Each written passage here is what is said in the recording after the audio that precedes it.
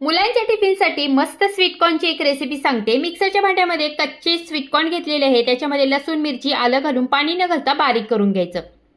आता मोठ्या चमच्याने 2 चमचे रवा, 2 चमचे बेसन, 2 चमचे दही घालून कोथिंबीर, हळद, पांढरे तीळ, लाल तिखट, चवीपुरतं मीठ घालून मिक्स करून 10 मिनिटं झाकून बाजूला ठेवून द्यायचं।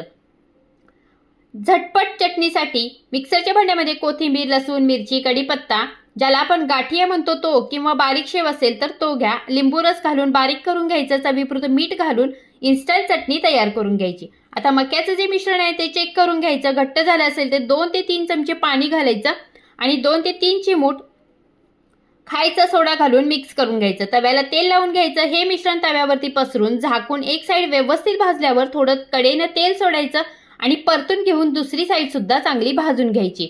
याला स्वीट कॉर्न चिला देखील म्हणतात। हा खायला टेस्टी आणि हेल्दी आहे। मुलांच्या टिफिनसाठी किंवा नाश्त्यासाठी नक्की ट्राय करा।